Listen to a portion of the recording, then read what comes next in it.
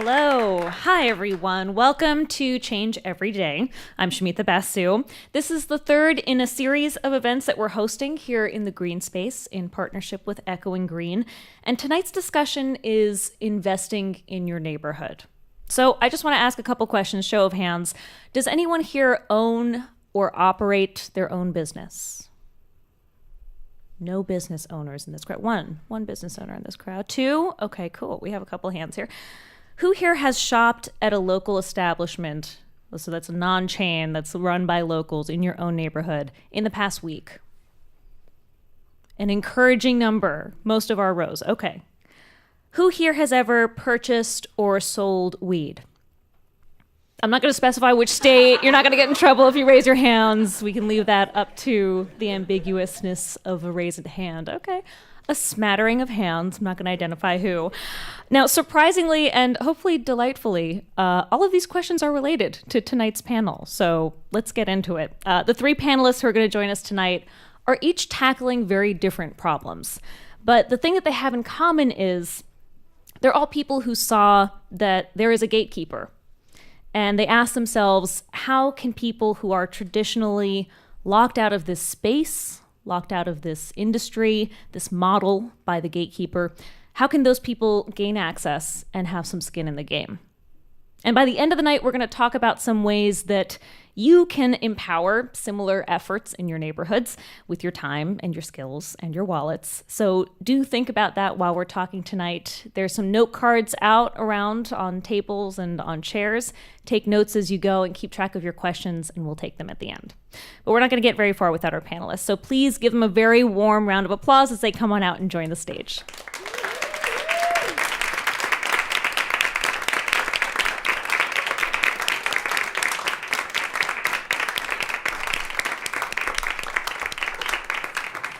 Choose your chair. Choose your poison. I know that we had some very specific seating arrangements requested due to a very specific haircut in front of us, so we like to oblige whenever possible. Let me introduce who's sitting in front of you. Ebele Ifedibo is co-founder and co-executive director of the Hood Incubator, all the way to the right. Alan Woods, managing partner and creative director of MORTAR, is right to my right. And Fonta Gilliam is CEO and founder of Sou Sou. I want each of you to talk about your organizations and what they do. Fonta, should we start with you? Yeah, sure. I'll go first. Good evening, everybody. I'm so happy to be here. Also, everyone traveled to be here. None of these are New Yorkers currently, so we appreciate it. Yeah, we're based in D.C. And so Invest Sou Sou is a fintech company. And we were really established because of the reality that 78% of Americans live paycheck to paycheck. And about 40% of us have below average credit. And the recent government shutdown showed us that it's not just unemployed people or low income people, it's government workers, it's small businesses, it's recent graduates. And so we have developed a smart social banking account designed to help people save, build strong credit, and invest together at their local community bank. And the idea was really inspired by this kind of informal saving and loan tradition that is existing in Africa and so many other countries around the world. If you're Latina, you might call it Tanda. If you're from the Caribbean or West Africa, Sou Sou. If you're from the Middle East, Gamaya. But people have been pooling their resources for centuries to invest and fund financial goals, to immigrate to the United States, to start businesses, send their kids to school. And so we're trying to turn that into an actual saving and credit building account that banks can offer customers that need support. And also turn it into, to really kind of revolutionize the way that people think about saving and investing collectively versus individually. So that's what we do. So Fonta, tell us how a traditional Sou Sou would work. These are small groups of people who generally know each other. It's usually based on an interpersonal relationship, right? Who decide to pool some money, create a savings bank together. No, that's exactly right. So I'll give you an example. And I've seen so many different types, right? I was a diplomat for 10 years and got to travel all over the world and see how people are doing this abroad. But say one person decides they want to set up a saving and lending club, and they invite 10 people that they trust to join. And everybody agrees to put in maybe $100 every month. So the first month, everybody puts in $100, that's $1,000. And that $1,000 rotates. So in January, it might be my turn. I pull out the $1,000. Everybody puts another $100 in. And then the next month, it's your turn, and you pull out $1,000. And it rotates. And so it's a cool way to help you save and get access to capital faster outside of a bank, outside of an investor, which sometimes can be limiting or not an option for a lot of people. And so it's a great way to kind of crowd your resources, basically. Yeah. So what you're doing is you're not only digitizing that space, Yep. you're also connecting it to the banking system. Yeah. For the benefit of the people who are in the group. No, that's right. Can you talk about that connection a little bit more? Yeah. So our innovation is really dope because what we're doing is essentially we're using a cloud-based platform so you can access the account on your phone or your website. We're using artificial intelligence to really develop smart algorithms that can understand how communities save, invest, and borrow. And then we partner with community banks because they are mission-driven, they're local, they're the most likely to lend to the people that we're trying to help, to allow them to offer this account to people. And essentially, we just got an awesome new investor, the Independent Community Bankers of America, which is a network of about 4,000 community banks around the country. And so we're working with them to onboard the account to their member banks. But yeah, essentially we're using all this technology to make this an easy tool that anyone can access no matter where they are in the US. Cool. Quick explainer question for you. What's the difference between a community bank and any other bank that we know by name? Yeah. They're big and on the corner and taking over small businesses in New York. Right. So the mega banks, and I won't mention names, but they're the large, huge banks that everybody knows, right?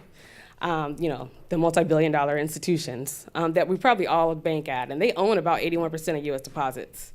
But the reality is they deny 80% of loan applicants. So they'll take your deposits, but they don't lend to you, especially if you're don't fit in traditional credit risk profiles. Maybe you don't make that much money, maybe your credit's kind of okay.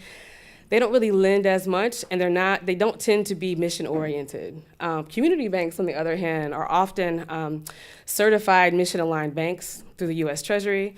They're small, they're local, they tend to be family-owned. They're the smaller banks that you probably don't know their name, but they might be on Main Street or kind of random places, the credit unions of the world, for example. And they're the ones that actually lend to Main Street. And so that's why we decided to work with them. Because they're the ones that are going to not only just take your deposits, but actually turn that around and invest it in your small business, in your financial goal, in your mortgage, et cetera, at a much higher rate than a bigger bank would. So that's why we choose them. Cool. All right, we're going to come back to you. We're going to talk so much more. But Ebele, why don't you talk a little bit about the Hood Incubator? Cool. So good evening, everybody. I'm Ebele Equitable. I'm one of the founding co-executive directors of the Hood Incubator, and we launched in 2016. We're based in Oakland, California, and we really launched coming off of the prospect of full marijuana legalization in California. And my co-founder and I really just recognized, I guess, both the opportunity of legalization and the looming problem that we saw. The opportunity obviously being this multi-billion-dollar industry that's coming out from the shadows, essentially. It's not really a new industry. It's just, now it's a legal industry, but it's slated to be more than $20 billion by next year, for just to give you an idea of how large this industry is within the last 10 years alone. So that was the opportunity that we saw, but at the same time, we saw the problem of the fact that despite the fact that Black communities in particular have really taken on pretty much all the risk associated with marijuana being illegal. We're 4 times more likely nationally to be arrested and convicted of marijuana charges. In some cities and counties around the country, that can be like, you could be up to 80 times as likely to be arrested if you're Black. Where I'm from, Buffalo, New York, the county around Buffalo, you are 71 times more likely to be arrested for marijuana if you're Black than if you're white.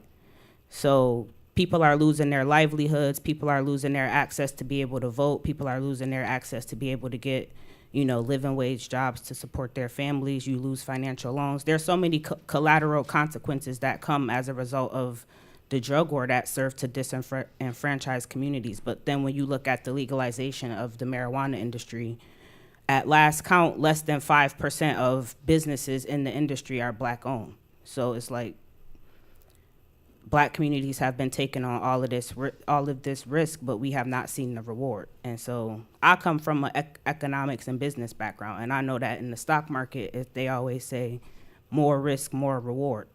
And so really my motivation for working on this organization is like, why shouldn't that be the case in this industry? So the Hood Incubator, what we do is we work to build political and economic power for Black communities by leveraging marijuana legalization. So a big part of what we do is economic development work.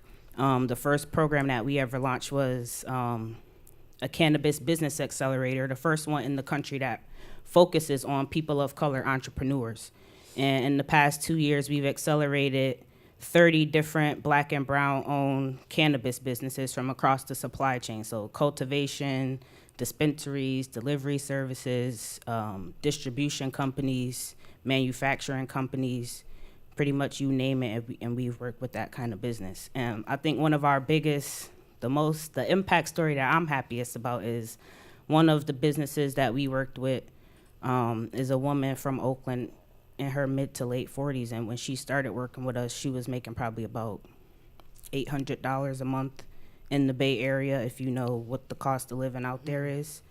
She was able to get her distribution license working with the Hood Incubator, and now she's bringing in $10,000 a month for her family. That's awesome. So like that's just one example, and like there's so many millions of more people around the country who've been negatively impacted. But this is a woman who came from pretty much, she didn't really have too much job experience in the formal job economy. Most of her life, what she knew was selling and distributing marijuana, like just on the east side of Oakland. So she was able to take something, a legitimate skill set of hers that up until now has been criminalized, and now she's been able to turn around, get her permit, and really, start being able to build generational wealth for herself and her family. So I guess I'll stop there for now, but that's pretty much a snapshot of what the Hood Incubator does. Cool. Thank you, Abella. Alan, do you want to talk about what's on your sweatshirt? I am the branding and creative director at MORTAR. So everywhere I go, I have to represent. So it's in your contract. It's yeah, part of the definitely. So my name is Alan Woods from Indianapolis. We are doing work in Cincinnati, Ohio, and our company is called MORTAR. We also have a separate company called Brick. So when you combine them, it's brick and mortar. And so with MORTAR, what we aim to do is create an environment for entrepreneurs in our community to have an opportunity to take the things that they know how to do and convert them into legitimate businesses. The majority of the people who've come to our program have already started their business in some capacity, whether that means that they are making jewelry in their apartment and have been doing that for years, and they're just trying to figure out, how do I legitimize this business and take it to the masses? Or they are people who have great ideas and they're trying to figure out how to get started. So we're working with businesses that have either just starting or they're trying to figure out how to grow their business. And with the Brick component, we have a network of pop-up shops that we operate throughout Cincinnati, where our participants that have graduated from our program are able to come in and utilize these spaces for low cost in popular neighborhoods. So whereas it might be difficult for somebody who is just getting started to get a lease somewhere, because the first thing that the landlord's asking for is your credit history and your business finances and all of these things that most entrepreneurs who are new don't have, or collateral. So we are able to put the lease in our name, and then we are licensing the spaces to the entrepreneurs to give them an opportunity to test out their ideas. Can you actually set the table a little bit for people who aren't familiar with what's happening in Cincinnati right now and what it's like to be a new entrepreneur, but also not new to Cincinnati? People who've been living there for a long time who maybe just don't have an actual storefront. Yeah, I will give you a small history lesson. Cincinnati, for those of you who failed geography, or it was just a really long time ago, Cincinnati is literally across the river. It's the first city in Ohio across the river from Kentucky.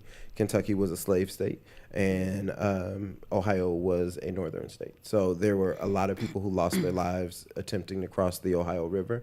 And this is for context. Because then as African Americans started to settle into Cincinnati, there were also a lot of racially motivated attacks towards Black people. And a lot of times the first thing that they destroyed were their businesses.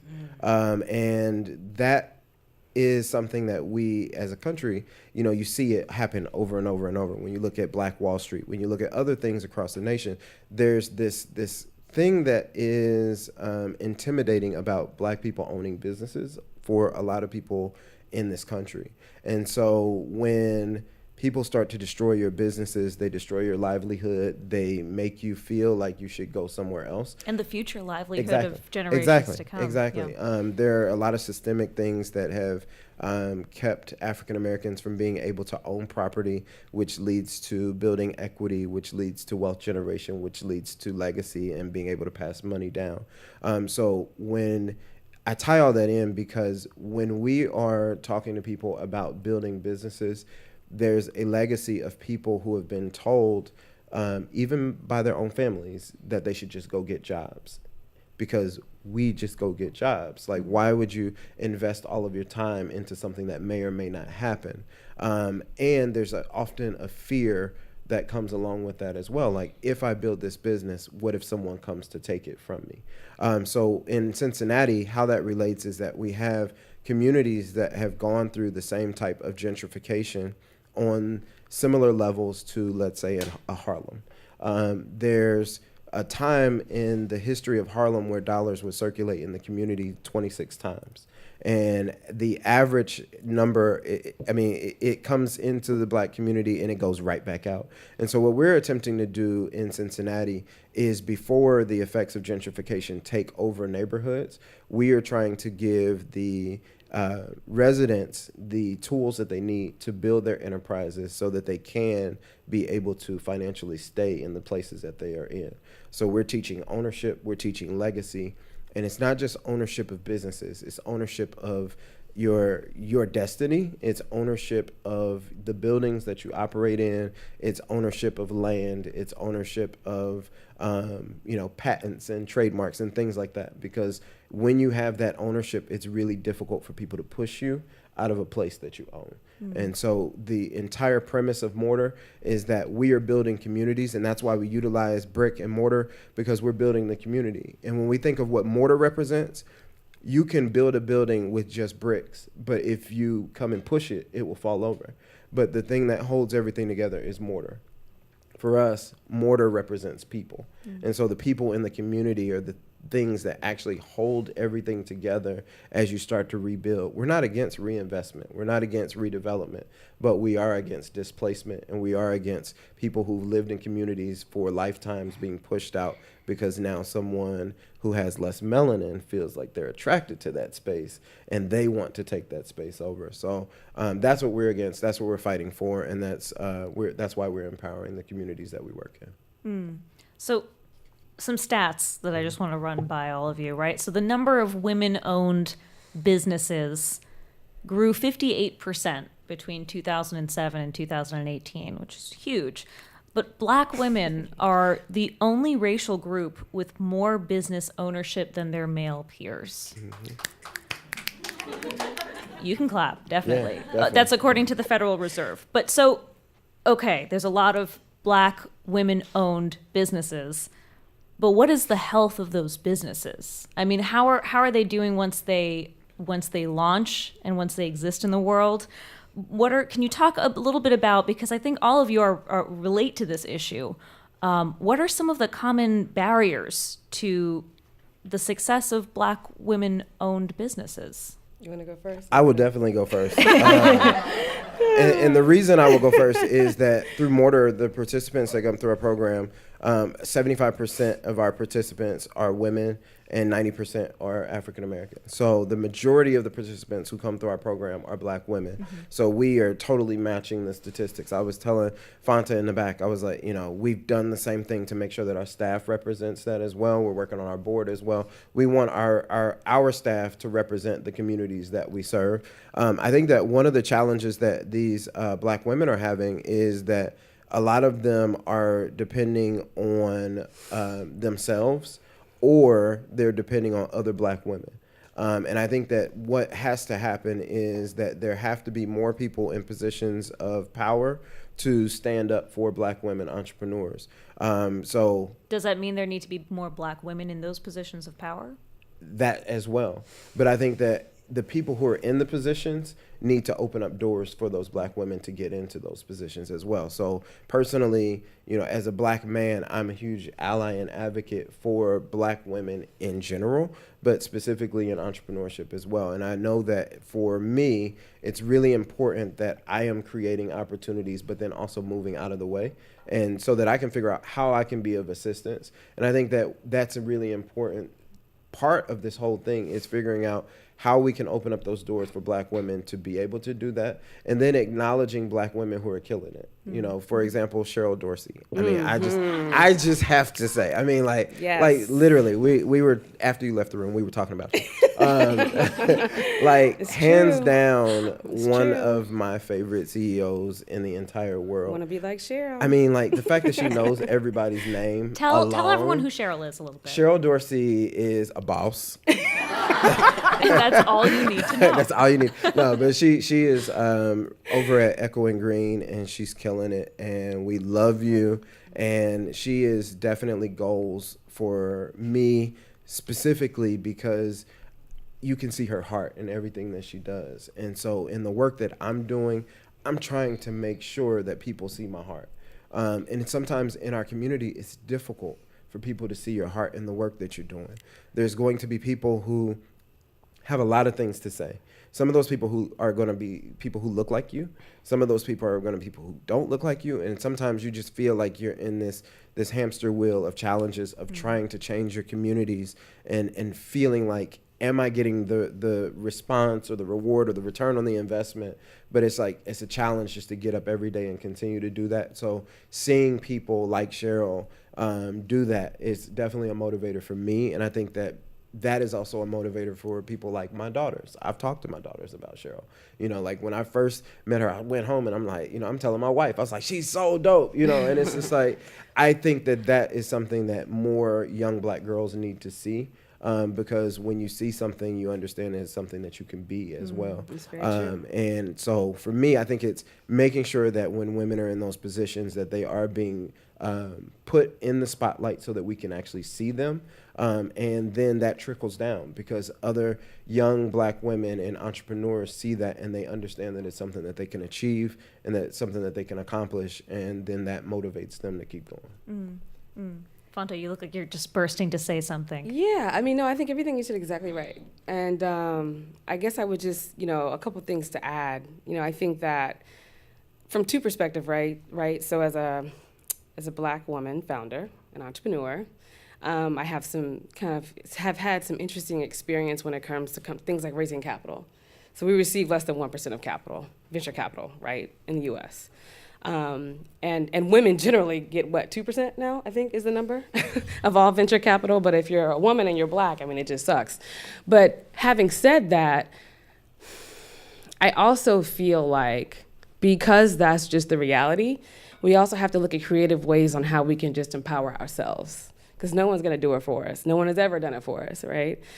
And so when you look at how women are helping women, the way that Cheryl has helped me as a mentor and as a supporter and endorser, and the way that I try to help others, and it's kind of how we design the Sou Sou account. If no one's going to help you, then just empower yourself, pull your resources, and do it yourself. Sure. And I mean, that's what the Sou Sou, the tradition of Yes. these micro-lending groups between women, Yes. where they originate. And the reason why it happens in so many different countries and has Yes. happened for centuries, It's all women. is because women traditionally didn't have access to that capital, or Right. weren't the ones making the money. So this was a way of putting that control and putting some empowerment back into the hands of women. Yeah. Or it was illegal for us to get a loan Right. without our husband's permission. Right. Right? And in many countries. And so, so from that perspective, it's like, okay, if these are the barriers, then I'm either going to just keep hitting my head against the wall, or I'm going to do something different. And that's what I've had to do. Now, having said that, there's also, you have to be tenacious. So I just got, an incredible opportunity through the ICBA as a Black woman. And so it is possible. We have to work 10 times harder. And I think all women do. I think the hashtag #MeToo movement, it speaks to that. It's tough because you can kind of limit the challenges, or you can just make it happen on your own or with your community. And I think that's just kind of what we as Black women have had to do. And I think over time, as we begin to move that bar, we're going to keep killing it. So the world should watch out. But yeah, that's all I'll say at that point. Hey, Bella, you want to weigh in? Can you repeat the question? Sure. It was so long ago, but it was reacting to, I know, it was a while ago. It was reacting to the statistics of women-owned businesses versus how much of that pie is actually Black women-owned businesses, and why there are, seemingly the number of how many Black women-owned businesses is high, but the success of those businesses is low, comparatively speaking. What are you doing at the Hood Incubator to try and help people navigate those barriers that they come up against? Not only people of color, but women of color also particularly. Yeah. So I think, to add on to what's already been said, I think part of the disparity, or the apparent disparity, is the fact that I think that Black women in particular, Black people in general, I think come into entrepreneurship a lot of times from a different perspective than maybe people from other races or backgrounds. I think a lot of times it can be out of necessity. Like I said before, for example, as a result of the drug war, if you have to check that felon box, or now you can't vote anymore, or you got your kids taken away, or whatever, you couldn't go to school because you couldn't get a student loan. A lot of times your options for going to some company and getting a regular formal economy job are a lot more limited.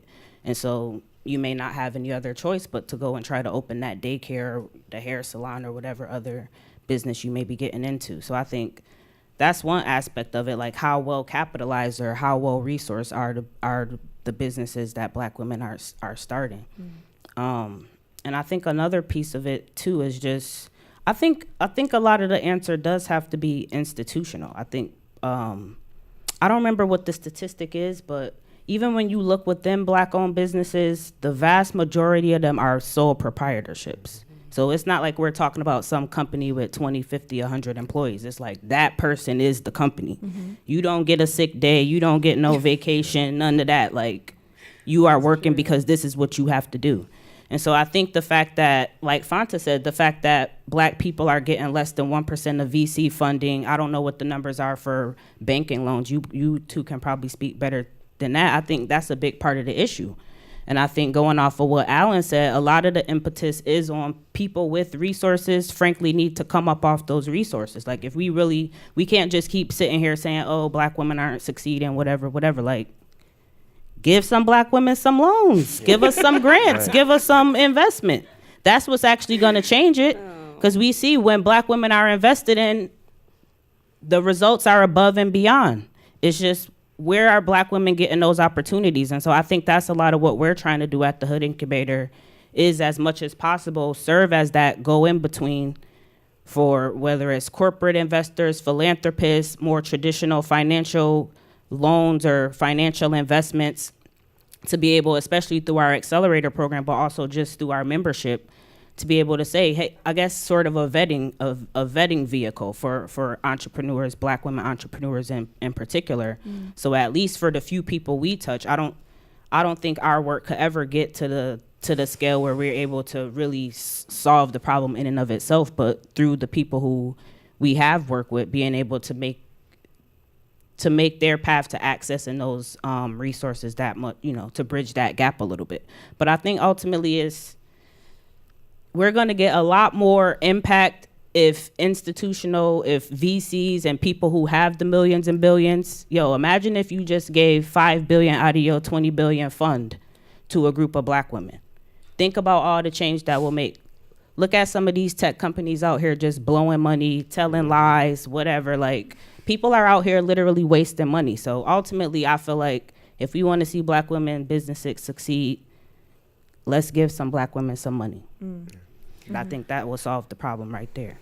I think also it's not even about giving Black women the ability to succeed. It's giving them the ability to fail. because you see a lot of these tech companies where, like you said, they just throw money at them to fail fast. And it's not even, they're not even taking a chance on Black women. Like the last time, I feel like a couple years ago, we were still in double digits of Black women founders that had reached, and I mean like 20, not even at 20 yet, that had reached $1 million in VC funding. 34. Oh, is it 34 I'm trying now? To be 35. Okay, yeah, all right. This year. But see, y'all remember that. I've been keeping an eye on that number. when you compare that 35 to how many white male counterparts, there's 35 a month that get $1 million in funding to. But one thing I'll say though, because I've been talking to a lot of banks and investors, man. I mean, people invest and lend money to people that they can relate to and they look like them. That's just the honest truth. It's human nature, right? And so part of me is like, in minority communities, we own $2.4 trillion in purchasing power. Let's pool our own resources. Stop spending it on Jordans and Starbucks. You know what I mean? That's the one thing I really try. How many pairs do you have? How many pairs? You lost me at Jordan. No, but seriously, nobody is going to give us a handout. Right. And when you ask for it, it makes you less investor ready. You know what I mean? That's just real. That's how they think. And so I feel like if we have our own wealth, let's just focus it. Like women, we have incredible wealth. We could empower ourselves. Honestly, I don't want a handout. I hear you on that, and I think I still tend to disagree. Okay. I don't disagree, but I want to add on to it because I feel like it's both and. I feel like, yes, let's pool our resources, but also it's just like this. I mean, I don't know how theoretical we want to get, but I like to think a lot about just the system of capitalism as a whole. And I think it's just rigged against people who have lower income. Like there's a higher cost to not having money than there is to having money. So inherently, the system is just working to make certain people richer and richer and richer and richer while consistently taxing other people and stripping them more and more and more and more of wealth. So I think, yes, let's pool the little funds that we do have. 2.4 trillion is a lot. But I guess I'm thinking in relative terms. Sure. There's also just like, where does the proportionality and addressing these disparities also come into it? So I think I say I don't disagree with you, but I think us pooling our resources is just as important as groups that, if we want to talk about privilege or whatever terms, I feel like some of these words are getting a little played out, but groups that tend to just have easier access to things should also really, if we really want to make a difference and really be transforming systems in the ways that things work, like somebody's gonna have to come up off of something some at some point down the line to even out the playing field, because it's like a mathematical equation where one side just keeps getting more than the other. So how do we ever catch up without like fundamentally shifting that equation? I agree with you. I'm just a pragmatist. You know what I mean? I hear that. I'm still thinking about something that Alan just said, which is, like, who has permission to fail in a space like this? I mean, entrepreneurs and startups, it's almost like it's a point of pride if you build something and it fails and then you start up again. And that's sort of how the traditional model has been, but it doesn't favor everyone the same way. I was gonna say. That model doesn't work for everyone. Oh, no. It doesn't. How have you seen that, the permission to fail and the lack of permission to fail, factor into the communities you're trying to serve? I think just in general, I mean, it's if you have a business that fails, you in the Black community, you get to wear a scarlet letter, and then you are it's frowned upon. But there are plenty of people who've had other companies that failed and they kept trying, and they had access to resources to continue to try, and they have rich uncles and whoever who will continue to give them seed money until Timmy can continue to figure it out. And it's like, if you don't have the rich uncle, and like Fonta said, we are also kind of thinking of how do we work together so that we become the friends and family for each other, which is that's a great thought. But then how much can we bear to lose in that process? Because if we do pull our resources and it fails, we don't have the same volume to pull from to continue. We don't have the security net to continue to pour into something or someone to make it happen. So I'm with Abele, and somebody gonna have to run the check. Exactly. Run me my Yeah. check. Run Yeah. everybody their check. Yeah. Yeah. But I think you said the ability to fail or how that's different for different communities. I feel like so far I've seen that most in the work that we do around workforce development. I mean, I'm sure it plays out in our entrepreneurship work too, but just what popped top of mind is like another part of what we do that I didn't mention is the workforce development aspect of the cannabis industry, recognizing that ownership is key, but also there's really going to be more jobs than there are business owners in this industry. And a lot of these jobs are really well paying, a lot of six-figure jobs that could really transform families and really be wealth generating vehicles for individuals and families and communities over time. So we focus on that too. But I feel like when I've spoken to just different business owners, honestly across races, like sometimes people within their own race can do this too, but like it's sort of like if you get one candidate, like a black candidate that maybe didn't work out for whatever reason, it's like that person is now the representative for every black person, and they're like, oh well, we tried to work with a couple of them but wasn't really working out, so I'm gonna hire my college buddy or whatever. So I think that's just like one subtle way. And I feel like with job hiring and all of that, it can be so subtle and like everybody can have, oh, you weren't a good fit or whatever. But I feel like time over time, that's somewhere that I noticed where it's like, if you are, let's just use, I guess, the most quote unquote privileged demographic. If you were like a white male going in for like a lab technician job or something in the industry, and it didn't work out, you wind up getting fired, that doesn't then like shed some color on the next white guy that comes by. But I do find that somehow with people of color, it's kind of like, oh, maybe you guys aren't, we need them to be more trained up, or somehow it just reflects on the whole group, and that I never understand. But I think that's definitely one area where like not only can you not fail for yourself, but like you might be messing up the opportunity for the next 10 people who come around. Like that's too much pressure. It's a lot of pressure. And it doesn't make sense. But again, it's like it's just, I guess, people's bias toward whatever feels most familiar or whatever. But again, like, honestly, I feel like the people who are benefiting most from this system are the ones who need to do the most. Like, us as black people shouldn't be up here having a slave day in and day out to get some wealth for black people. Like, the people who already have the wealth, or the ones who are just letting their bias run wild, those are the people who should really be putting in the work to change how the outcomes come. So let's talk about that a bit, right? You're saying we need buy-in to make this work. Yes, we need buy-in. Bella, I'm really curious, as you're out in Oakland, you said you're from New York, you're from Buffalo. Yep, Buffalo, New York. You're watching the conversations about legalization happening across the country. Here in New York, it looks like we're coming very close to potentially legalizing weed. In New Jersey, they're very close as well. What do you see? What's your observation from the other coast in terms of opportunities in New York that might be different? The same old problems you think we might be running up against? And who do we need to buy in for it to work out better in New York? Those were a lot of questions. Yes, all right. I just unloaded everything I could possibly think about. Start with just New York as a place, and New York's unique set of issues around legalizing weed. Oh, well, New York, I think, New York is poised to be one of the largest markets in the country. That should come as no surprise. It's one of the biggest economies. But I think also New York has a special role within this whole national legalization conversation, because it's like the birthplace of the Rockefeller laws, pretty much headquarters of drug war enforcement.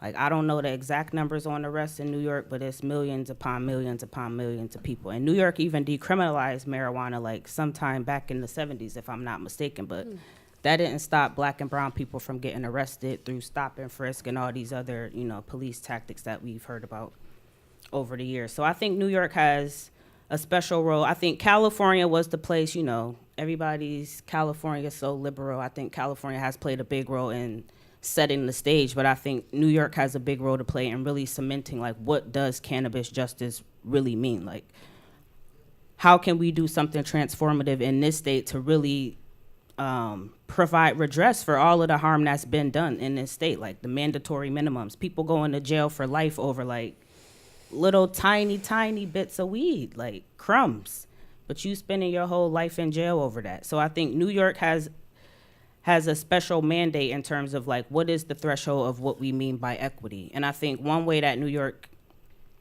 is poised to do that, and I'm really proud of the work of the Assembly Majority Leader Crystal Peoples-Stokes. She's also from Buffalo, New York, so there's that connection. But she's been like the biggest champion on cannabis justice in this state, really going for community reinvestment, going for investment into businesses and workforce development, making sure that young people are not criminalized when legalization comes. But I think that's some of the role that New York plays, is like making sure that the communities that were actually negatively impacted, wiped out, disinvested in, all their people thrown in jail, families torn apart, get tangible resources. Like, yes, give us programs and all of that, but like, let's also have this tax revenue come back and go to invest directly into the community. Right. Now, there's been talk of that revenue being used to, say, fix the subways. Yeah. Or, I mean, these are some thoughts that Those have been are real floated, thoughts. and these are some ways in which lawmakers have sort of rationalized this large potential revenue that could be tapped. Yeah. And potentially solving a big problem that everyone hates, which is the state of public transportation right now. But the representative in Buffalo that you mentioned is one of a few vocal people who've said that's not an acceptable use for this revenue. Not for this revenue, no. How Well, how would you amplify those voices, or how do you support lawmakers who are going to be on that side of this debate? I think that's where a lot of our policy advocacy and organizing work comes in. Like, we do a lot of education and just advising around policies. What does equity mean? What have we learned from the California context? What have we seen that's gone well? What have we seen that, leaves more to taste or just has completely failed, honestly? So I think by both letting people on the ground know what's happening, because I think part of it is really like demystifying what we actually mean by legalization. I think a lot of people just think it's like, oh, it's a new day, I could do whatever. Like, I could go smoke in the streets. You could still go to jail. You could definitely still go to jail under legalization. So I think a lot of it is like letting people know what it actually means, what the actual conversation is, breaking it down from just these, catchy headlines in the paper about pot legalizing or whatever words they want to use, to actually saying, this is how this is going to impact you. If you live in public housing, you could still get arrested. You can't smoke in your house if you live in public housing. That's you right. could still be drug tested at your job, even though it's legal. You could still potentially have your kids taken away from the Department of Child Services, even though it's legal. And I think once people start hearing that and hearing how, even though marijuana is quote unquote legalized, our same communities are still the ones who are most at risk of being recriminalized once again.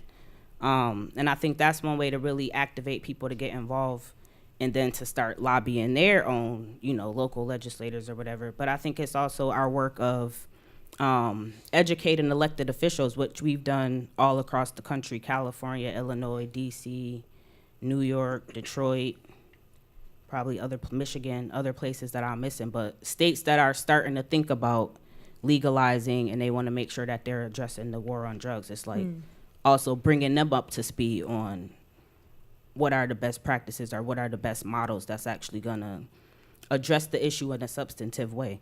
And I think one thing that we've learned from the California context is just the importance of really having everything lined up. And I'm sure people who are involved in, political advocacy or whatever kind of work are privy to this. But I think one thing that California could have done better is like actually making sure that all the resources that were that were legalized under Prop 64 were actually available. So I'll say, like, for example, in the Oakland context, Oakland was the first city in the country to have a cannabis equity program. And so as part of that program, if you were eligible, and to be eligible, you had to have a certain income threshold, and you had to live in a police beat that have been shown to be over police, using police arrest data. But if you were eligible for the equity program, you get access to a free permit, tax deferment, access to real estate, access to lower no interest loans, Wow. technical assistance, and there may have been a couple other things you were eligible for. But it was like day one, everybody was able to apply to get, and you get preferential license treatment. So in order for somebody who isn't a equity applicant to get a license, first the equity applicant had to get one. So you kind of got that preferential treatment in line. So day one, everybody was able to get a license, but the loan fund didn't come for like a whole year, 18 months later. So there was like a lot of people who just had this permit. Okay, I'm about to go open my dispensary, but I don't have a dime to, get a lawyer, get my inspections for my building, let alone get a lease, whatever. So it's kind of like, in the Oakland context, a lot of people were kind of sold a empty dream. And like we were saying, like a lot of Black communities especially don't have this friends and family round, or we don't just have, $2 million lying around to just go and Jumpstart. have as our Yeah. runway for our business while we're waiting for the loan fund to come through. So it's like a lot of people were so excited, oh, this is my chance to do something different, to have this business, but then the funding wasn't there. So I think that's definitely something that the advocates in New York are pushing for. There's a lot of campaigns that talk about equity day one, or just making sure that all of those resources are lined up day one so people can actually take advantage of them and not be left behind, as has usually been the case. Alan, I'm thinking about buy-in and who you need buy-in from in your situation. And I guess speaking of something else that New Yorkers are very familiar with, the idea of gentrification and neighborhoods changing. And who is it that you need to buy in to help the entrepreneurs that you're trying to elevate? Is it the developers? And if so, how do you get their buy-in? Yeah, it is definitely developers. It's community members. It is people who've owned their land for a really long time, or their homes for a long time, and they see the allure of a quick check. We need for people to understand what they're selling is way more valuable than their homes. When people are selling their homes, the people who own their homes, who are selling them, they're selling them because a lot of them have never held that much cash at one time, and so for them, it's an opportunity to go do something else. And I think a lot of times they're not thinking long term. So first off, we need buy-in from the people who are land and homeowners to be steadfast and, hold on to the community. Secondly, we need more people who are interested in buying into the community and being a part of the community to actually be a part of the community. A lot of times in cases of gentrification, people buy into a section of the community to create their own community. They don't want to be a part of the community. They want to create a community, which is a separate entity kind of within the entity. And then they start coming up with fancy names, like whatever they tried to call Harlem a couple years ago. That. Because then there's a re-identity thing that happens too, which when you think of slavery, like that was one of the first things you do is you take away the name. And so it's like, I don't want it to be known as what you knew it as. Now I want it to be known as this thing, because now I'm taking ownership of it and I'm changing it. So that is another way that we're not just displacing people, but you're displacing culture, and you're displacing when you remove people from a place, you take away every story that ever happened in that neighborhood, and you start to pour in new things. And so you lose the identity of those neighborhoods. So we need buy-in from people who are moving into the neighborhood to understand that you are buying into the culture that exists, not creating a new thing. And then lastly, yes, definitely the developers. We have been really instrumental in having conversations with developers when no one else wanted to talk to developers. A lot of times we view developers as the enemy, We view developers as people who are persecutors. Colonizers call them all of the things. And in a lot of cases, those are accurate assessments. But I think that when you can have a conversation with a developer and you can change the way that they think, and you can help them to understand that there is a way that these things can coexist. There is a way to take a building that is in disarray and disrepair, and you're building it up. There's a way to make sure that you're including low-income housing as a part of that. There's a way to have market rate, and there's a coexistence that can happen. And the same thing with entrepreneurship. There's an opportunity for buildings that have storefronts to have different rates for people who are just getting started or people who are from the community, where they start at one rate, and then as they grow, there's a profit sharing model where they only are paying based on what they bring in versus, being, saying, oh, we'll give you this space and then pricing them out in 2 years just to say that you did it. Mm-hmm. So there's ways that these things can coexist. And I think that, having buy-in from all of those individuals helps. And then also just individuals in the community who are committed to supporting those businesses and making sure that when you see that there's a local storefront that sells something, maybe they sell it a little bit higher than your big box, retailer, but you go to support local because you understand that you are supporting a specific person and family versus a specific corporation. Mm. So I think that, as we start talking about the money that's in our pockets and in our communities, I think we have to be more wise with where we put that money, and how we are investing in individuals in our communities. Mm. Yeah. Mm-hmm. Mm-hmm. Fonta, I'm thinking of, with Sou Sou, a sort of different way of thinking about buy-in, which is the way that I understand traditional micro-lending groups. It was often done, yes, in a way to empower women that didn't have control of the money and finances often, but also to bypass the banking system, to really stay completely clear of it and to not fall prey to loans and the predatory loaning system with banks. Do you find that you need to create a sort of buy-in with these lending groups to help them trust the relationship with the bank again and see the value in having a relationship with a bank? Yeah, I think so. And I think it's, what that buy-in that you're talking about, or that perception that you're talking about, I think that it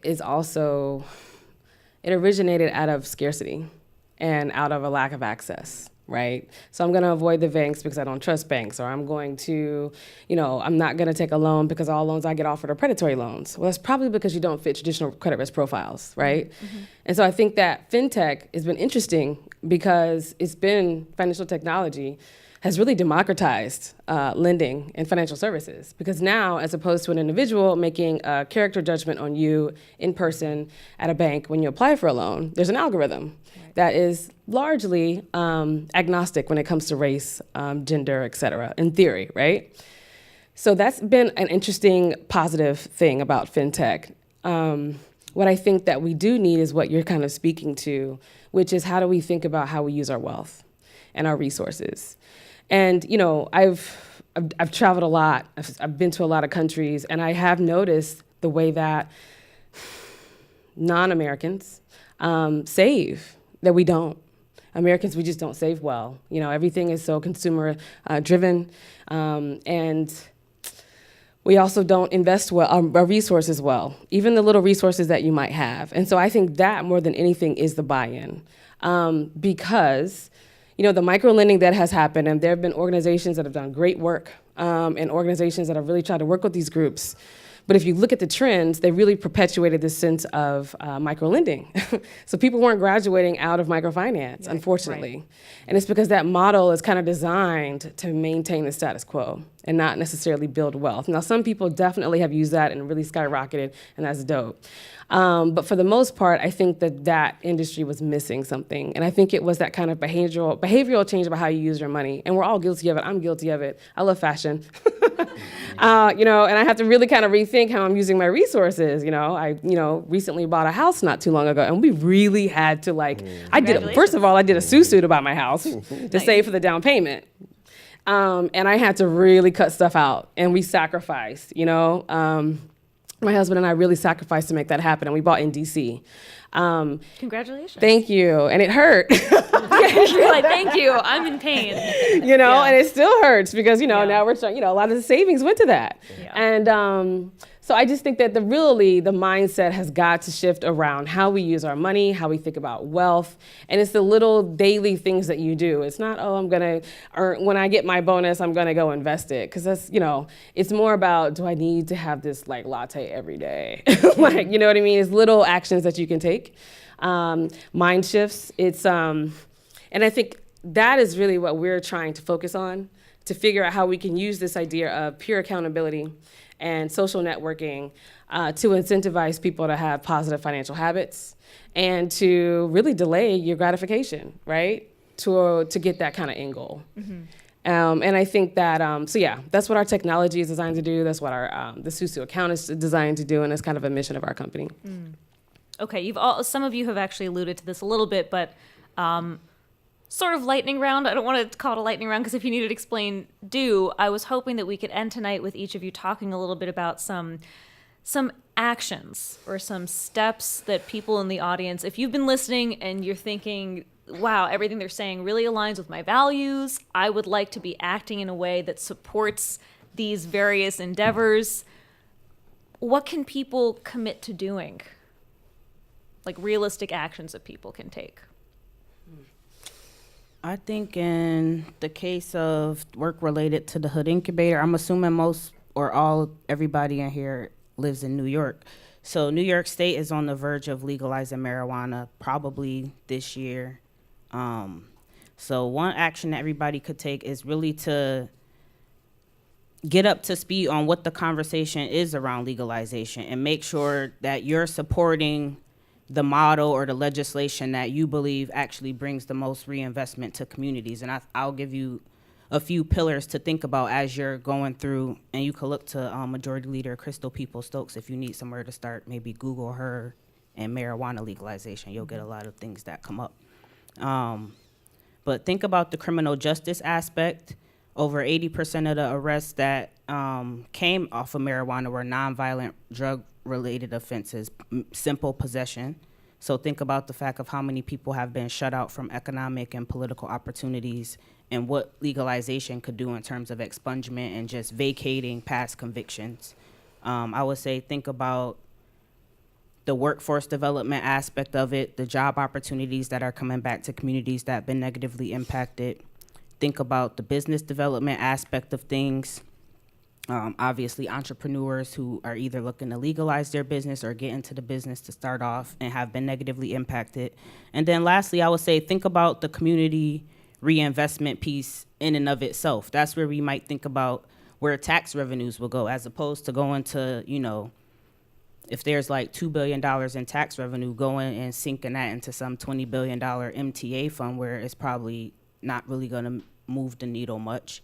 Think about how much that tax revenue could go to support communities in need, whether that's, putting money into the schools or putting money into supporting locally owned businesses or putting money into making sure fresh food is available, putting money into early childhood education for things that can fundamentally support a community, even if I'm somebody who doesn't necessarily want to open a business, but my family's been negatively impacted by the drug war. So that's what I would say. Just really do your research, get educated, and talk to your legislators. Everybody in this audience has the power to do that. Write a quick email or something. It doesn't have to be anything all drawn out, but say, this is what I want you to support my, elected official. This is what I want out of you. I think that's the most tangible action. And try to do that by April 1st if you can, because that's when the budget There's passes. a deadline. Right. Yeah. Alan, you have thoughts? You mentioned, try to shop local, not at the big chain stores if you can, even if it's a little more expensive. Yeah, on Killer Mike's Netflix show, Trigger Warning, he suggested implementing a thing called Black Friday, where essentially on every Friday you go spend money with black businesses. So if you want to expand that to, people of color, I think that just spending money locally in your local economy it's valuable. It's important. Also, don't be a hater. If somebody comes to you and they say that they want to start a business, see how you can support them in that process. That doesn't necessarily, mean to tell them, yes, you'll be a billionaire next year, but you can encourage people to seek out resources. There are a lot of accelerators. On YouTube, you can find out how to do almost anything. So encourage them to get the education before they just jump into it, but don't be a hater. See if you can encourage people and build people up in general. And then lastly, support local accelerators that are working with specifically women and people of color. Make sure that you find out, if there's not a mortar in your city, find one that works with those individuals and figure out how you can help them, whether it's through volunteering or donating on their site. Or if you don't find something like that in your community, you can donate to Mortar. It's wearemortar.com.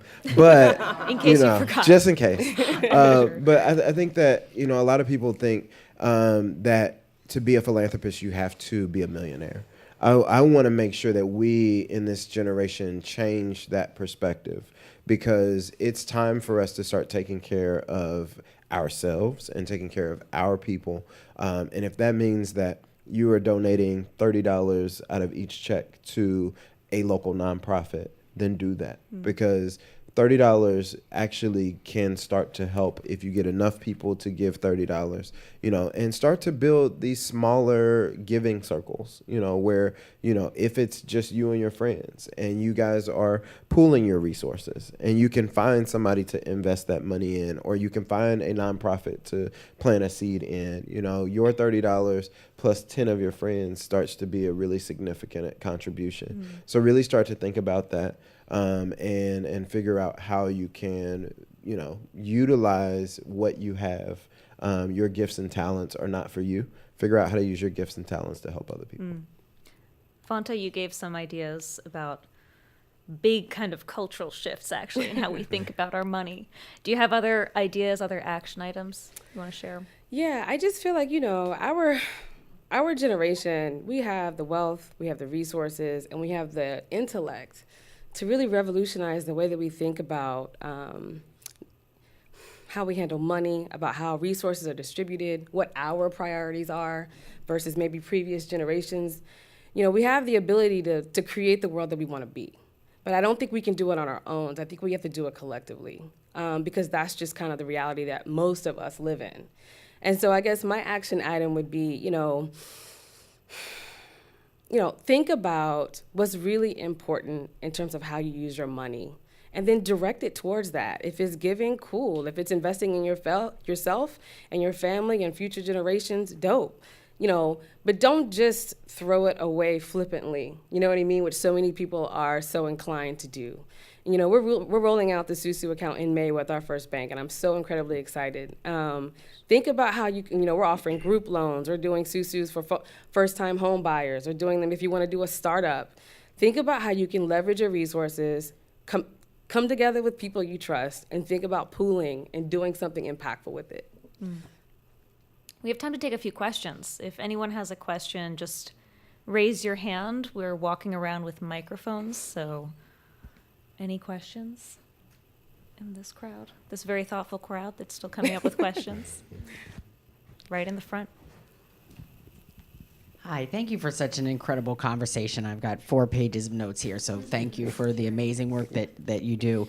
So I want to ask each of you to talk about any thinking you've done about or experience with the Opportunity Zone legislation. This is the most seismic change to our tax policy in a generation, and it represents both an extraordinary challenge to communities that look like ours, but also a potential opportunity. How are you thinking about it, if at all?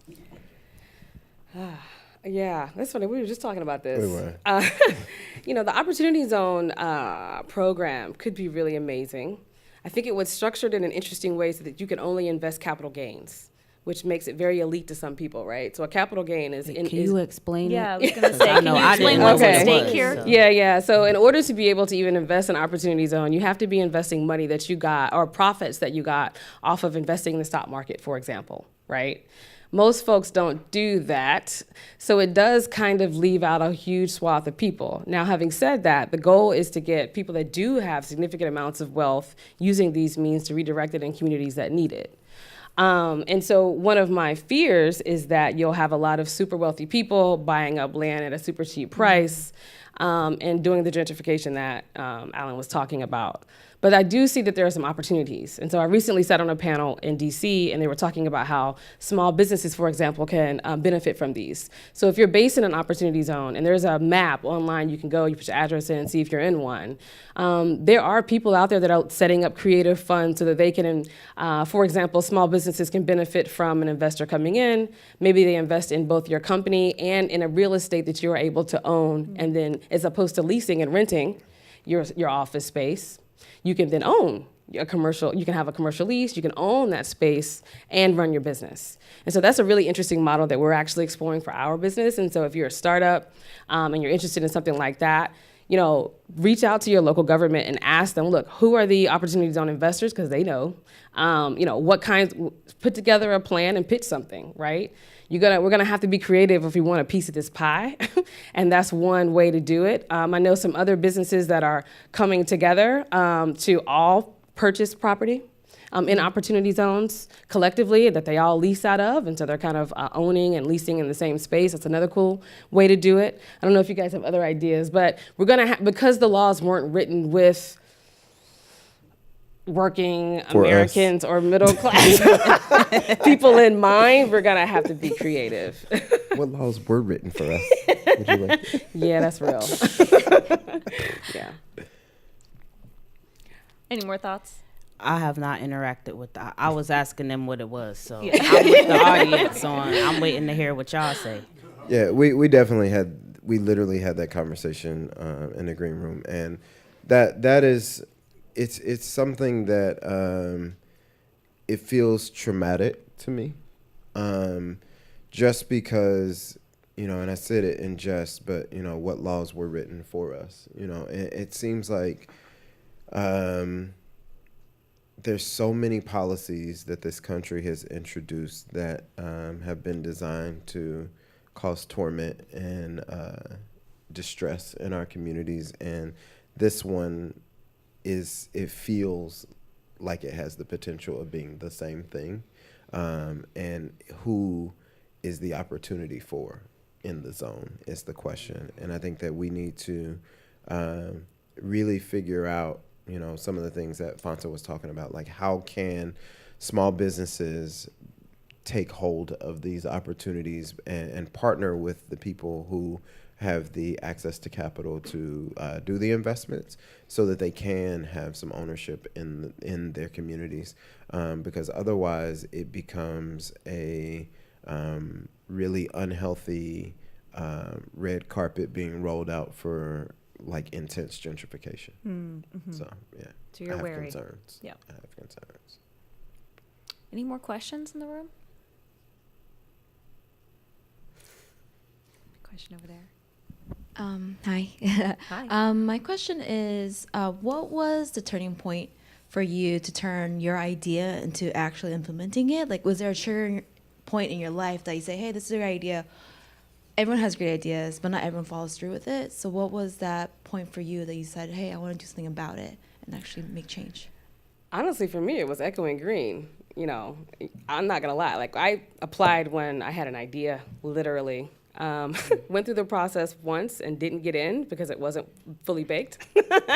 And then I did it again because I was so passionate about it. And I was like, man, I'm supposed to be here. And I applied again, and I basically checked all the boxes they needed me to check. And I really thought through my idea and how I was going to turn it into an actual business. And that's how Sou Sou was born. But getting that kind of like idea stage funding, was the turning point for me, because it was like, man, there's somebody that is willing to help me turn this into a reality and actually invest in me. And then I was like, well, I got to deliver now, and this is amazing. Rarely do you get that opportunity, that kind of funding. So for me, it was that opportunity to actually leave my job when I was a great government job and have the resources to do what I really, really was passionate about doing full time. For me and for Mortar in general, it was soul food. And when you live in a neighborhood or you work in a neighborhood that used to be 90% black and it's now 60% black, and a gentrified soul food restaurant opens in your neighborhood, it does something. When you know that somebody's grandmother in one of these apartments can outcook everybody in this restaurant, but they just didn't have the opportunity. And I think that that's the thing, is that for us, that literally was the thing. It was like, this restaurant is only able to come into this neighborhood because the person who can cook better didn't have the capital. And so for us, we were like, well, what can we do to help the grandmother in the apartment figure out how to make her Sunday dinners that she's already selling out of her apartment anyway? How can we figure out a way to teach her how to take this business to the next level, how to get licensing and how to have insurance and why you have to have insurance and how can I encourage you to pay taxes? That's something that grandma ain't trying to pay. She's like, nobody but the church knows about these plates. I want to keep it like that. So, talk about buy-in. Right. So it's like these are real circumstances. Like, how do you encourage that? And so for us, it was, how do we change people's mindsets from, yes, you're selling 15 plates every Sunday, to, if you had your license and you had your serve safe and you had your insurance, we would actually be able to promote you. You would be able to do catering. You would open the door to so much access to other money that what you're doing on Sundays doesn't even make sense anymore. And so seeing that a lot of times people that have the talent don't get the opportunity, seeing that happen is one of the things that really motivated us to say, well, what would happen if we took what we know and we gave that information to other people so that they could figure out how to do it? And I'm not trying to say that entrepreneurship is for everybody, because it's not. If you hate your 40 hours that you work for somebody else, and you want to trade them for 80, then go for it. Right. And not pay yourself. Right. But For the first 3 years. But hey, I'm gonna let you know, you might, that whole benefits thing that you got going on, like, hey, sometimes I encourage people not to quit their day jobs, like, and that's something that for me, I'm like, don't quit until you're ready. Because, people are coming. This is real talk, but this is I'm what you being asked for, serious. right? This is Like, the real advice. People of how come and to- be like, yeah, God told me to start this business. I'm like, shout out to God. But did God give you like extra money in your bank account? Because we got to figure this out, because faith is not something you can just, it's like faith without works is dead. So like, you can have faith and be like, God told me to do it, but now you got to put in the work. So like, don't quit your job until you put in the work, and then you can do this for real. Because like, a lot of people come to us, and it's a challenge for us too, because people come to us and they like, I've had this dream since I was 12, which puts a lot of pressure on us. Yeah. Because it's like, I have to help you. Okay, we gonna work together. And sometimes, the word that we hear most in our community is no. We hear no all the time. Whenever we want to do things, no. Whenever you want to do something, no. And so we want to be the organization that tells people yes. But we're also, it's like going to the gym. And when you go to the gym, you cannot go to the gym and watch other people work out and you get benefits. I tried it. It hasn't been working. You have to go to the gym and you have to put in work. And what Mortar does is that we will spot you. And so, we're encouraging people to come in, put in the work. We'll spot you because we don't want you to get hurt in the process. But you cannot go and watch other people do the work and think that it's going to benefit you. So make sure that you're in the right place at the right time. Make sure that it makes sense, and test those assumptions. everything that you believe Yeah. to be true is usually not true just because you believe it to be true. Like, ask people who are going to legitimately be your customers. Get real feedback, not your cousins, because your cousins and your aunt, they really want you to succeed because they want to ask for that money. But ask people who are going to be your real customers. Would you pay for this? And if you pay for it, would you pay for it just once, or is this something you would come back for and continue to do? Yeah. So that's kind of my final thing is that for us, soul food got us into it, but like legitimately, we are trying to help people figure out if this makes sense, and if it doesn't make sense, I would rather that you come to us for 15 weeks and discover that this doesn't make sense for your life than to try to pursue this by yourself for 15 years and invest all of that time, energy, and money and find out that entrepreneurship is not for you. So that's ultimately for us why we do this. We're almost out of time, but Ibele, you want to talk about your turning point that moved you to action? Yes, I'll give it a go because I don't think I had one specific turning point. I think it's been a multitude of different steps along the way, but I do think the core motivation of why I'm doing this work or why I'm generally oriented the way that I'm oriented in terms of, I guess, going up down the entrepreneurship path is really like my childhood growing up in Buffalo, New York. I grew up on the east side of Buffalo. Buffalo is a pretty segregated city, first of all. So you look down Main Street, down our city, this side is well invested in and mostly white. That side is disinvested in and mostly black. And I grew up on the mostly disinvested in and black side of town. It wasn't always disinvested in. So over the course of my childhood, just seeing, like, I think I've hit on a couple times just like systems or like ways that certain communities are privileged over others. I think that's where I really started seeing that was growing up, like seeing in my community how, we probably had 4 or 5 businesses you could identify. The rent center, the check cashing, the payday lender, the liquor store, the church. Like boom, boom, boom, boom. That was pretty much, maybe a mechanic shop every once in a while. The barber shop. Okay, maybe like 7 to 10 businesses. At least half or 60% of those were businesses that were actually extracting resources from the community rather than actually investing in it. The barber shop is great. The hair salon's great. The auto shop's great.